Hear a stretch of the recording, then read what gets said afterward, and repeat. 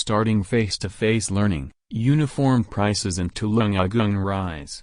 Following the coverage, limited face-to-face learning, PTMT, in Tulungagung will begin soon. The Guardians did all sorts of preparations, including buying school uniforms.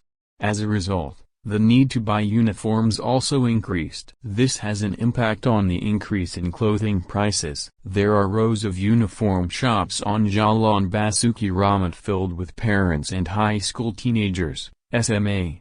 They buy necessities for PTMT.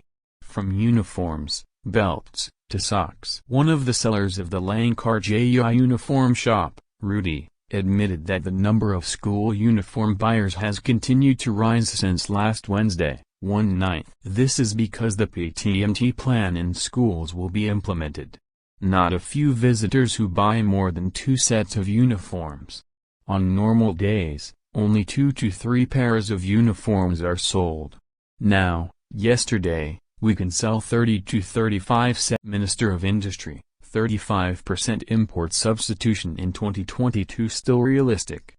Following the coverage. In the midst of an economy that has not yet fully recovered from the pandemic, the government is optimistic that the strengthening of the domestic industry will continue to achieve the import substitution target of 35% next year. Minister of Industry Agustami Wangkartasasmita said that the targets set before the pandemic or early 2020 were still realistic to be realized.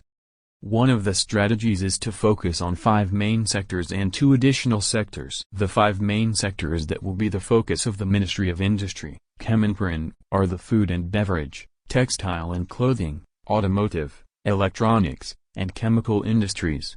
Recently, 2 sectors were added as a result of COVID-19, namely medical devices and pharmaceuticals. Textile factory in Mojokerto fires. 14 fire trucks are deployed to put out the fire. Following the coverage. As a result, employees who were at work rushed out of the area to save themselves.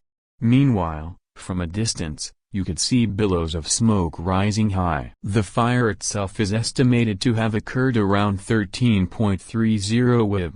From the description of a sugarcane seller who was right in front of the factory, Danny admitted that he knew of a fire in the factory from his mother, who was shocked to see thick black smoke. Meanwhile, to put out the fire at the factory, 14 fire trucks, Damkar, were deployed, which included 6 units from the Mojokerto Regency BPBD, 2 PMK units from the Mojokerto City BPBD, 1 unit from Gama PMK. Even 1 unit was imported from Jombang Regency BPBD PMK. Save Weaving Pandai Sikek, dozens of craftsmen trained in innovation. Following the coverage. This training is part of a series of program activities for diversification of various handicrafts and textile products. The implementation of this training was supported by the West Sumatra DPRD by providing non-machine weaving equipment, ATBM, assistance to weaving craftsmen.